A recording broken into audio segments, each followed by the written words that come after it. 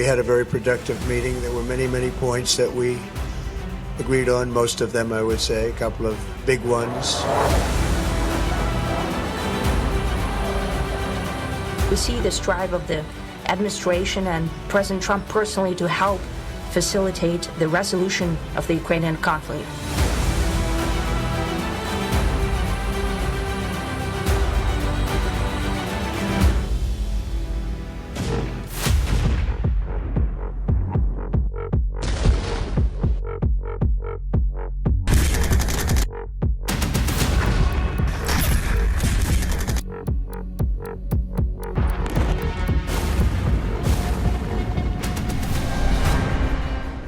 जगह जगह दुनिया जल रही है, कहीं चिंगारियां निकल रही हैं, कहीं आग भड़की हुई और कहीं बम और बारूद ने ज्वालामुखी से ज्यादा तबाही मचा रखी है।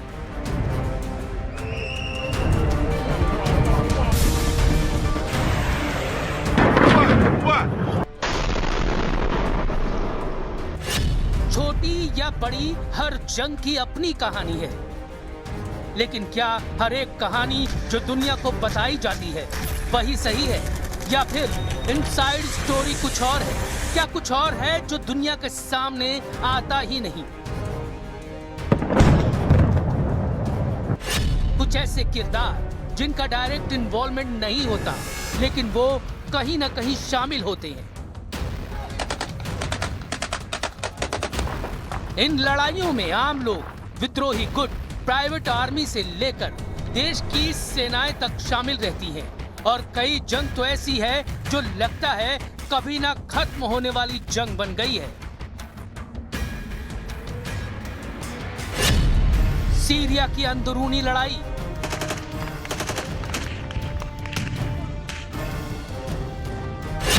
यूक्रेन और रूस की जंग,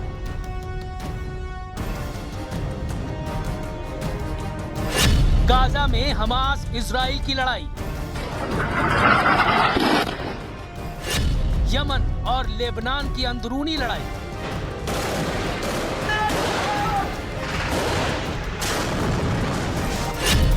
अब ईरान की ये जंग।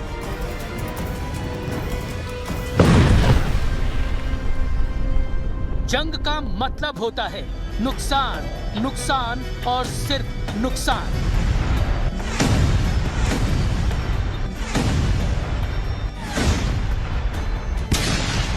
किसी भी जंग की तस्वीर हम देखते हैं तो क्या दिखता है? डिस्ट्रक्शन, डिस्ट्रक्शन और डिस्ट्रक्शन। युद्ध का सबब ही होता है खून खराबा, बम, बारूद और बर्बादी के मंजर के साथ दिखती है मरती हुई मानवता। इंसान मौत का आंकड़ा बन जाता है और हर दिन एक इंसान अगला नंबर बनकर इसमें शुमार होता रहता है।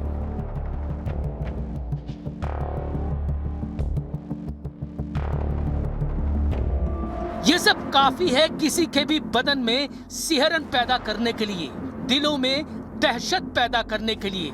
लेकिन क्या आप सोच सकते हैं कि ये अगर आम लोगों के लिए मौत और दहशत का खौफनाक खेल है, तो कुछ ऐसे लोग भी हैं जिनके लिए ये खेल भूख का हो सकता है।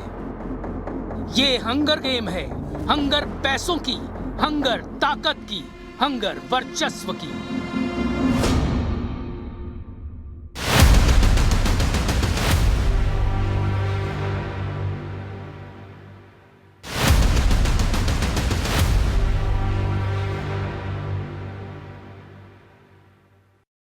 फरवरी 2026 से जो युद्ध ईरान के साथ अमेरिका और इजरायल लड़ रहे हैं, उसमें भले ही हम और आप नहीं शामिल हैं, फिर भी हमें शामिल कर लिया गया है।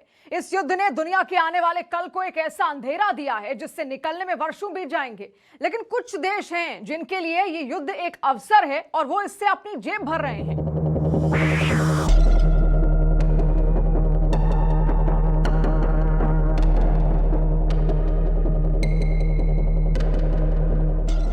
एक ऐसा चेक पॉइंट जहां से दुनिया का 27% तेल और 20% लिक्विफाइड नेचुरल गैस LNG गुजरता है, वो इस युद्ध की वजह से बंद हो गया है।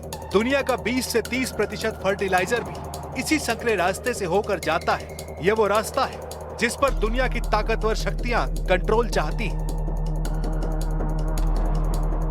negotiating now, and it'd be great if we could do something, but they have to open it up. They have to open up the Strait of Hormuz. Excuse me for this. I'm so sorry. Such a terrible mistake. हालांकि Donald Trump गलती के लिए माफी मांग रहे हैं, लेकिन कोई भी समझ सकता है कि उन्होंने जानबूझकर स्ट्रेट ऑफ हॉर्मुज को स्टेट ऑफ ट्रंप कहा है। ये महाशक्तियों के युद्ध को एटीएम बनाने के उस मिजाज को जाहिर कर देता है जिसमें उनका हंगर गेम चलता है, और इस हंगर गेम का पहला फेज ही है कमाई की भूख। जैसे ही पश्चिम एशिया का गैस और तेल फंसा, पूरी दुनिया की नजरें सबसे बड़े तेल और गैस उत्पादक देश की ओर घूम गई हैं। ये जाहिर है कि ईरान और आसपास के मुल्कों में तेल और गैस की फैसिलिटीज पर हमलों के बाद उनके शुरू होने और सामान्य होने में वर्षों का समय लग सकता है, और उसका फायदा उठाएगा America. State bank of India की रिसर्च डिवीजन की एक रिपोर्ट कहती है कि इस टकराव से आर्थिक फायदा उठाने के लिए अमेरिका सामने आ सकता है। इस रिपोर्ट के मुताबिक पश्चिम एशिया में लंबी चलने वाली जंग का सबसे बड़ा फायदा अमेरिका को मिल सकता है, खासकर तेल और गैस के कारण। इसका कारण यह है कि ग्लोबल एनर्जी मार्केट में पहले से एक बड़ा ढांचा बदल रहा है। यूक्रेन जंग के बाद यूरोप ने रूसी गैस से तेजी से दूरी बना ली और अब वो एलएनजी यानी लिक्विफाइड नेचुरल गैस पर ज्यादा निर्भर हो गया है, जिसमें बड़ा हिस्सा अमेरिका से आता है। अगर मिडिल ईस्ट में टकराव सप्लाई को प्रभावित करता रहा और कीमतें बढ़ती रहीं, तो अमेरिकी एनर्जी एक्सपोर्ट्स को बड़ा फायदा मिल सकता है। यूरोप का रूस से दूर होना इस बदलाव की बुनियाद है। पहले यूरोप की अर्थव्यवस्थाएं काफी हद तक रूस से पाइपलाइन गैस पर निर्भर थी, लेकिन जंग और पाबंदियों के बाद ये निर्भरता तेजी से टूट गई।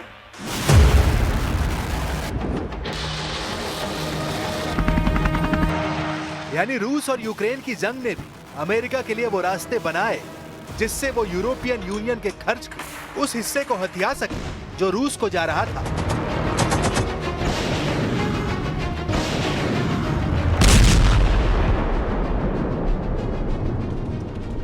रिपोर्ट्स के मुताबिक यूरोपीय यूनियन में रूस की पाइपलाइन गैस की हिस्सेदारी 2021 में करीब 40%, जो 2025 में घटकर 6% रह गई। अगर पाइपलाइन और एलएनजी दोनों को जोड़ दें, तब भी 2025 में रूस की हिस्सेदारी सिर्फ 13% रह गई है। राजनीतिक तौर पर भी यूरोप अब रूस से दूरी बनाए रखने के फैसले को स्थायी बना रहा है। जनवरी 2026 में यूरोपीय यूनियन ने एक नियम लागू किया, जिसके तहत मार्च 2026 से रूस से आने वाली एलएनजी और पाइपलाइन गैस के आयात पर रोक लगा दी गई। हालांकि पुराने कॉन्ट्रैक्ट के लिए कुछ समय दिया गया। 2027 तक रूस से गैस आयात लगभग पूरी तरह खत्म हो सकता है, यानी यहां फिर अमेरिका को बिजनेस का मौका मिलता है। इस बदलाव के चलते यूरोप को जल्दी नए सप्लायर्स ढूंढने पड़े। पाइपलाइन गैस की जगह अब समुद्री रास्ते से आने वाली एलएनजी की मांग तेजी से बढ़ गई है। इस नए माहौल में अमेरिका सबसे बड़ा सप्लायर बनकर उभरा है।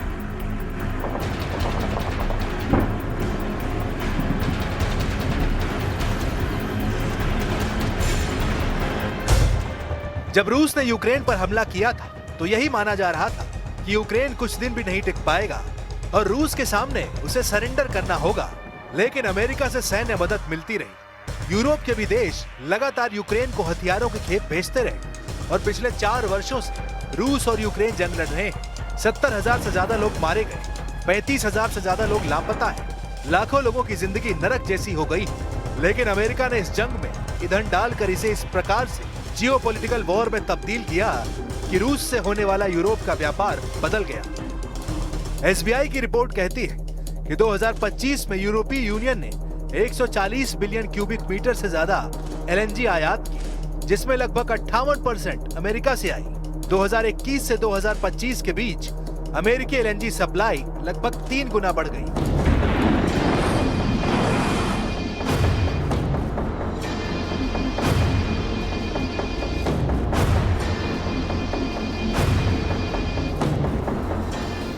अब ईरान युद्ध भी अमेरिका की अर्थव्यवस्था में ईंधन का काम करने वाला है।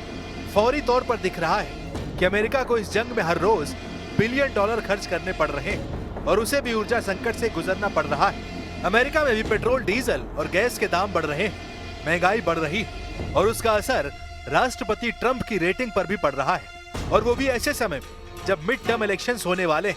लेकिन सिक्के का दूसरा पहलू भी है। अमेरिका ने इंफ्रास्ट्रक्चर बढ़ाकर और स्टोरेज क्षमता विकसित करा के इस मौके का फायदा उठाया। रिपोर्ट में कहा गया है कि अमेरिका की कंपनियों ने जल्दी से फ्लोटिंग स्टोरेज टैंकर्स तैयार किए, जिससे सप्लाई में आने वाली दिक्कतों को संभाला जा सके। इसका मतलब यह है कि जब यूरोप की मांग बढ़ती है या दुनिया में सप्लाई कम होती है तो अमेरिका बाजार का बड़ा हिस्सा पकड़ सकता है। दूसरे शब्दों में, दुनिया के एनर्जी व्यापार में हो रहे इस बदलाव ने अमेरिकी एलएनजी एक्सपोर्टर्स को केंद्र में ला दिया है। अब ईरान की जंग के कारण गैस की सप्लाई प्रभावित हो रही है और कीमतें तेजी से बढ़ रही हैं। एक ही दिन में कीमतें 30% तक बढ़ी थी और फिलहाल $110 प्रति बैरल से ऊपर क्रूड ऑयल की कीमत चल रही है। पश्चिम एशिया के कई देश उत्पादन कम कर रहे हैं और स्ट्रेट ऑफ हार्मुज जैसा अहम रास्ता अभी भी लगभग बंद ही है। गैस मार्केट खास तौर पर दबाव में है। यूरोप सर्दियों के बाद कम स्टोरेज के साथ बाहर आया है, इसलिए उसे गर्मियों में बड़ी मात्रा में एलएनजी खरीदनी होगी। वहीं एशिया के खरीदार भी उसी सीमित सप्लाई के लिए मुकाबला कर रहे हैं। सप्लाई में रुकावट अब पूरे एनर्जी सिस्टम में दिख रही है और हालात आगे भी निकट भविष्य में तो ठीक होते नहीं दिख रहे हैं।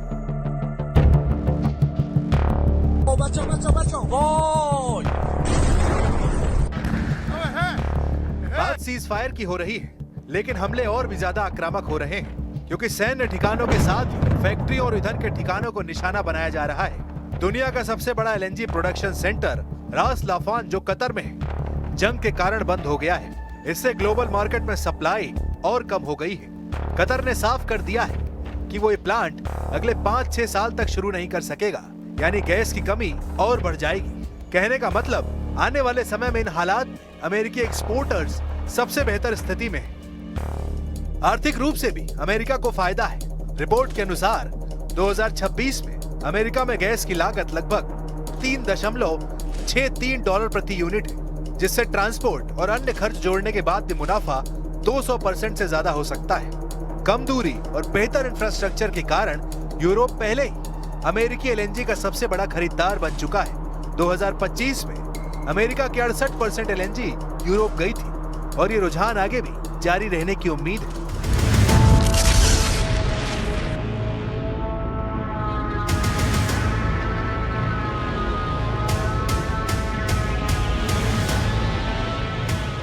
ये तो जंग से यूरोप में आई सप्लाई चेन की दिक्कतें हैं, जिसका फायदा अमेरिका को मिल रहा है। लेकिन जंग की वजह से एशियाई मुल्कों में आई सप्लाई चेन की दिक्कतों का फायदा कौन उठा रहा है और कौन सा मुल्क जो दुनिया में आई खाद की कमी को पूरा करने के लिए जंग का फायदा उठा रहा है और कहीं ज्यादा महंगी कीमत पर जरूरतमंद देशों को बेच रहा है।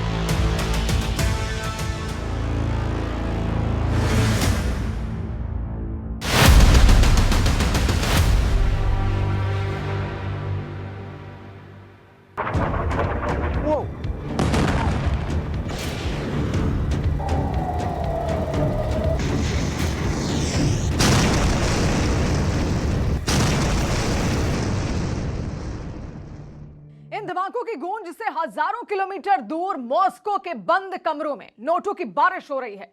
ईरान युद्ध ने पूरी दुनिया के खौफ और अनिश्चितता में डाल दिया है, लेकिन रूस के लिए यह एक लाइफलाइन बन गया है, एक ऐसा जीवनदान जिसने रूस की डूबती हुई इकोनॉमी में फिर से जान फूंक दी है।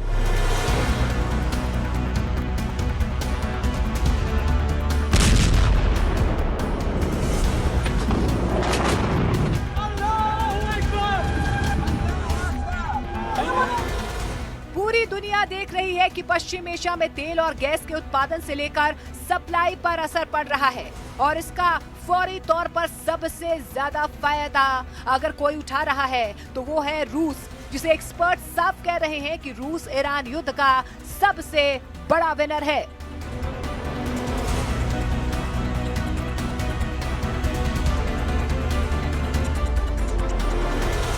इस युद्ध से ठीक पहले रूस एक भयानक बजट संकट की तरफ तेजी से बढ़ रहा था। पश्चिमी देशों के कड़े प्रतिबंधों के कारण रूस का तेल कौड़ियों के भाव बिक रहा था और ग्राहकों की संख्या लगातार गिर रही थी। फरवरी तक रूस का तेल एक्सपोर्ट अपने सबसे निचले स्तर पर था, लेकिन फिर पश्चिम एशिया में आग लगी और पूरा ग्लोबल गेम पलट गया।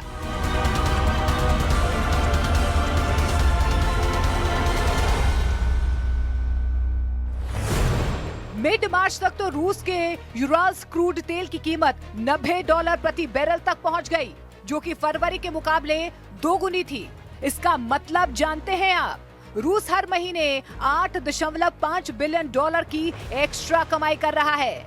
इसमें से $5 बिलियन सीधे रूस की सरकार के खजाने में जा रहे हैं और बाकी तेल कंपनियों की जेब में। दुनिया इस कदर डर गई कि तेल की ग्लोबल सप्लाई ना रुक जाए और बस अमेरिका को भी मजबूर होकर समंदर के रास्ते जाने वाले रूसी तेल पर से कुछ पाबंदियां हटानी पड़ी। ईरान के तेल पर भी पाबंदियां हटाई। मकसद था ग्लोबल तेल का दाम कम करना, लेकिन ऐसा कुछ हुआ नहीं। जो रूस कल तक अपना तेल बेचने के लिए भारत और चीन को डिस्काउंट ऑफर कर रहा था, अब ज्यादा कीमत की मांग करने लगा है। लेकिन कहानी सिर्फ तेल पर खत्म नहीं होती। ईरान युद्ध के कारण दुनिया का सबसे अहम समुद्री रास्ता स्ट्रेट ऑफ हॉर्मुज खतरे में आ गया है। ये रास्ता नेचुरल गैस, एलएनजी और फर्टिलाइजर यानी कि खाद की सप्लाई की सबसे बड़ी नस है। और आपको बता दें कि रूस दुनिया का दूसरा सबसे बड़ा गैस और फर्टिलाइजर एक्सपोर्टर है। हॉर्मुज का रास्ता बंद होने के डर से अफ्रीका के देश नाइजीरिया और घाना अब रूस से एडवांस में फर्टिलाइजर्स खरीद रहे हैं और रूस इसके जरिए दुनिया के दूसरे हिस्से में अपना कंट्रोल पक्का कर रहा है। यूरोप भी मजबूर होता दिख रहा है उस डेडलाइन को आगे बढ़ाने के लिए, जिसके तहत वो 2027 तक रूसी गैस को पूरी तरह से बैन करने का फैसला ले चुका था। और चीन का रुख देखिए। कल तक जो चीन रूस की power of Siberia 2 pipeline project में दिलचस्पी नहीं ले रहा था, आज हॉर्मुज के बंद होने के डर से इसे सबसे सुरक्षित जमीनी रास्ता मान रहा है। माना कि महंगाई रूस में भी 6% तक बढ़ रही है और उसकी लंबी इकोनॉमिक ग्रोथ अभी भी कमजोर है, लेकिन ईरान युद्ध ने पुतिन को वो सबसे कीमती चीज दे दी जिसकी उन्हें जरूरत थी, यानी कि वक्त। आज की सच्चाई यही है, जब दुनिया के किसी कोने में खून बहता है तो सुपर पावर देशों की तिजोरियां भरती हैं। जब तक पश्चिम एशिया जलता रहेगा, मुनाफे और ताकत का ये गेम चलता रहेगा। रूस ने युद्ध के दौरान ये भी साबित किया कि अनाज भी एक वेपन बन सकता है और पावर गेम का हिस्सा बन सकता है। यूक्रेन जंग के दौरान अनाज को लेकर भी रूस और यूक्रेन में लूटपाट मची हुई थी। रूस पर आरोप लगाए गए कि उसने यूक्रेन के अनाज के गोदामों और बंदरगाहों को तबाह किया और 2 मिलियन टन से ज्यादा अनाज चुराकर अपने खुफिया जहाजों के जरिए दुनिया भर में बेच दिया। रूस ग्लोबल मार्केट के 22% गेहूं पर कंट्रोल करता है। रूस ने पश्चिम एशिया और अफ्रीका में अनाज के जरिए कूटनीति का खेल खेला और दावे किए जाते हैं कि मुफ्त अनाज के बदले संयुक्त राष्ट्र में रूस ने अपने पक्ष में वोट हासिल किए।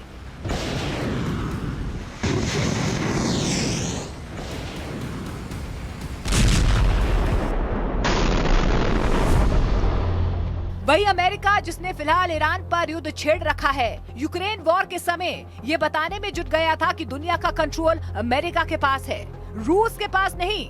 रूस पर तमाम तरह के प्रतिबंधों को लगाया गया। रूस के साथ बिजनेस करने वाले देशों को धमकियां दी जा रही थी और तो और यूक्रेन को हथियारों के साथ मदद करके और रूस यूक्रेन वॉर की भयावह तस्वीर दिखाकर अमेरिका ने यूरोपियन मुल्कों को हथियार बेचे। अब ईरान के साथ जंग चल रही है तो पार का गेम फिर से खेला जा रहा है। तेहरान को मॉस्को से इंटेल की मदद मिल रही है और तो और ईरान ने तमाम ऐसे नए हथियारों का इस्तेमाल किया है जिसमें आशंका ये है कि रूस की तकनीक का इस्तेमाल किया गया है। साथ ही रूस ने तेल के खेल में भी घाटे में जा रही अपनी इकोनॉमी को मजबूत करने का प्लान सेट कर लिया है। द मॉस्को टाइम्स के मुताबिक अगर यूक्रेन के साथ 4 साल से चल रहा युद्ध आगे भी लंबा चलता है तो रूस की सरकार तेल से मिली एक्स्ट्रा कमाई को सेना और रक्षा खर्च में लगा सकती है। रूस पहले ही 2026 के लिए रक्षा बजट में 12.9 ट्रिलियन रूबल, लगभग 157.4 अरब डॉलर तय कर चुका है। द मॉस्को टाइम्स ने एक्सपर्ट्स के हवाले से दावा किया है कि इस साल यूराल्स क्रूड की औसत कीमत 75 से $80 प्रति बैरल रहती है, तो भी रूस को तेल और गैस से 3 से 4 ट्रिलियन रूबल यानी कि 37 से 49 अरब डॉलर की एक्स्ट्रा कमाई होती है। हाल ही के आंकड़ों के मुताबिक रूस की तेल निर्यात से कमाई पिछले हफ्ते करीब 2.5 अरब डॉलर तक पहुंच गई, जो अप्रैल 2022 के बाद सबसे ज्यादा है और फरवरी के अंत के मुकाबले करीब 120% ज्यादा है। रूस का लक्ष्य अमेरिका की तरह दुनिया पर राज करना नहीं है। रूस का लक्ष्य सिर्फ अमेरिकी सिस्टम को तोड़ना और उसे हर जगह उलझा कर रखना है। पुतिन जानते हैं कि जो देश अमेरिका के डिक्टेशन से परेशान है वो आसानी से रूस के साथ खड़े हो जाएंगे। एशिया, अफ्रीका से लेकर लैटिन अमेरिका तक कई देश रूस के साथ अपनी रणनीतिक साझेदारी बढ़ा रहे हैं। वही अमेरिका दबाव की नीति बनाकर सुपर पावर बने रहने की कोशिश में जुटा है।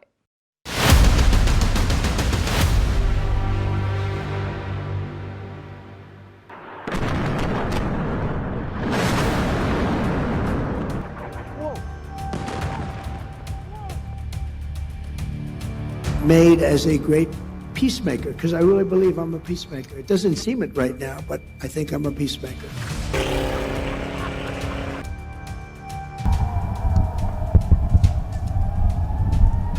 खुद को पीसमेकर कहने वाले अमेरिका के राष्ट्रपति ट्रंप ने जिन हथियारों को बेहतरीन दर्जे का कहा है, अब अमेरिका उनका उत्पादन 4 गुना बढ़ा रहा है।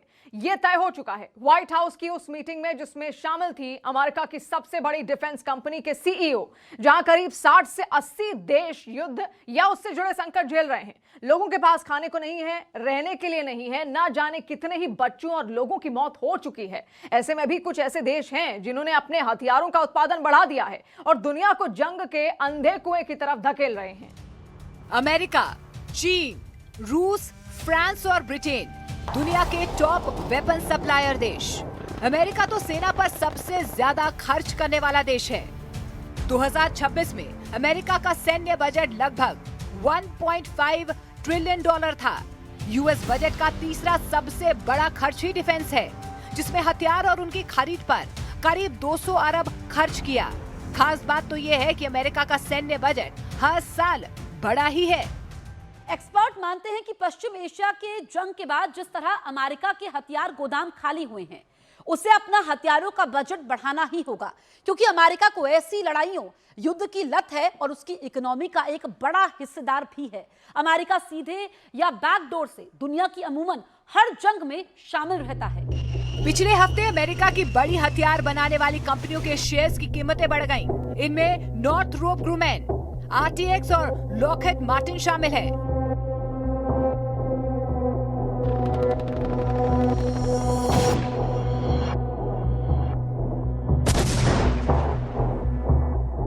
ईरान से चल रहे युद्ध में America cruise missile, stealth fighter jet, heavy bombers, drone, air defence और ग्राउंड मिसाइलों का इस्तेमाल कर रहा है। वहीं ईरान भी लगातार मुंहतोड़ जवाब दे रहा है और अमेरिका के कई डिफेंस सिस्टम्स को नुकसान पहुंचा रहा है। साथ ही अमेरिका जिन मिलिट्री इक्विपमेंट्स को लेकर दुनिया भर में डंका पीटता था, उसे भी इस युद्ध में कई मौकों पर मात दी जा रही है।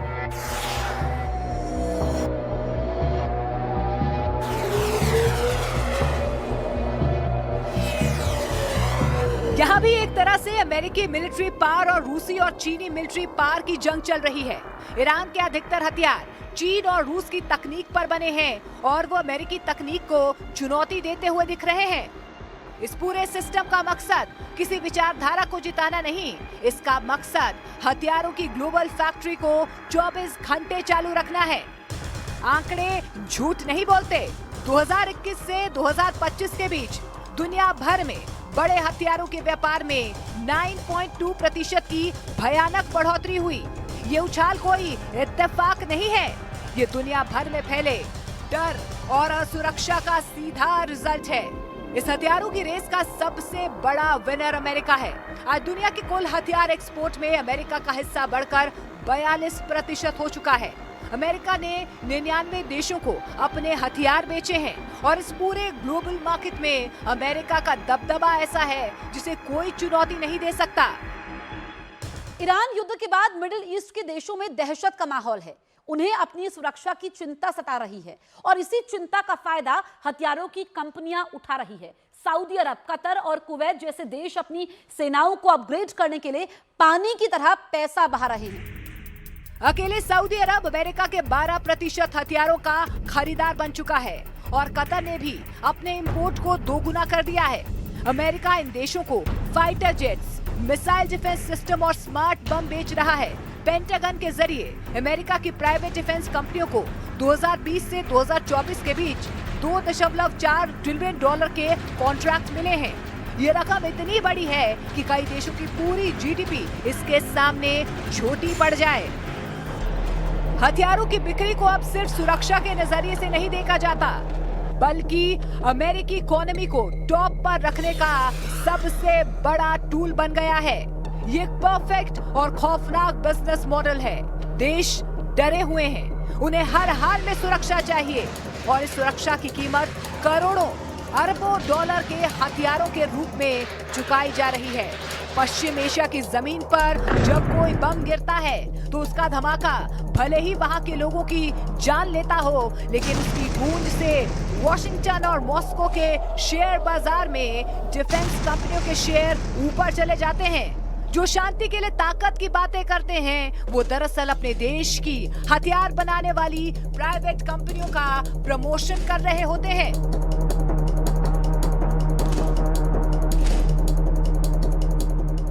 इस वॉर इकोनॉमी का सबसे कड़वा सच यह है कि इन युद्धों को जीतने के लिए नहीं लड़ा जा रहा, इन्हें इसलिए लड़ा जा रहा है ताकि ये चलते रहें।